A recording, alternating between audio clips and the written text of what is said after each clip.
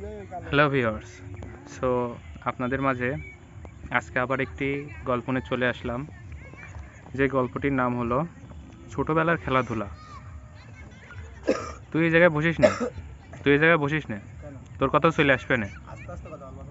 না, আস্তে আস্তে কথা বললে আমাদের যে শোনা যাবে না, তোরটাই শোনা যাবে। এটা হেবি ঝামেলা। এখন ছোটবেলার খেলাধুলা, যেইগুলো আমরা ছোটবেলায় অনেক খেলাধুলা করছি, এখন ও কোথায় যাচ্ছে? ও কোথায় যাচ্ছে? আবার ব্যাক করছে। ও মনে হচ্ছে ওইখানে কোনো সমস্যায় পড়েছে, সমস্যার সম্মুখীন হয়েছে, আবার চলে আসছে। এখন দেখুন, জীবনটা কিন্তু এইরকমই, সমস্যা আসবে, সমস্যা যাবে, খেলাধুলাও চলবে। খেলাধুলা করলে মন ভালো থাকে। কই যাচ্ছিস? হ্যাঁ, জুম হবে তো। কেন আছে? ইসি করা যায় না? হাত একটু দূরে নিয়ে এইভাবে আমার মতো করে।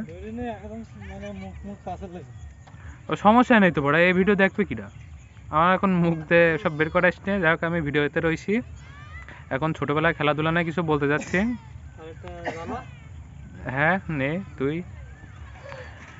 এখন জীবনে এরকম হাঁসের মতো পানিতে ভাসতে হবে, পাখির মতো উঠতে হবে, এভাবে চলবে জীবনটা। এভাবে চলতে থাকতে থাকতে একদিন এই পৃথিবী থেকে চলে যাব। তারপরেও যতদিন থেকে যাব ততদিন খেলাধুলা করে যাব। খেলাধুলার আসলে অন্য কোনো বিকল্প নাই। এই যে ছোটোবেলায় আমরা যেসব খেলাধুলা করতাম, আমাদের সবসময় মন ভালো থাকতো। আর এই খেলাধুলা বাদ দিয়ে আজ কোনো কিছুই ভালো লাগছে না। এই জন্য খেলাধুলা করতে হবে, যার জন্য মন ভালো থাকবে। ব্যাক ক্যামেরাতে করছিস? ভাই, ব্যাক ক্যামেরা কিন্তু অনেকগুলো হয়ে গেছে।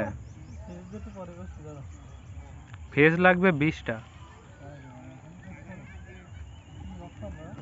ইচ্ছা মতো আমি কি দেখছিস না? এই যে যেমন এই ভাইরা আসতেছে, তারাও চলে যাবে। হ্যাঁ, কর। যাই হোক, যেটা বলতে যাচ্ছি, খেলাধুলার বিকল্প আর কিছুই নাই। খেলাধুলা জীবনে অনেক করতে হবে। খেলাধুলা করলে মন মানসিকতা ভালো থাকে, শরীর ভালো থাকে, ফিটনেস ভালো থাকে। যার জন্য খেলাধুলা আমাদের জীবনের অনেক বড় ভূমিকা রাখে। যার জন্য খেলাধুলা করতে হবে।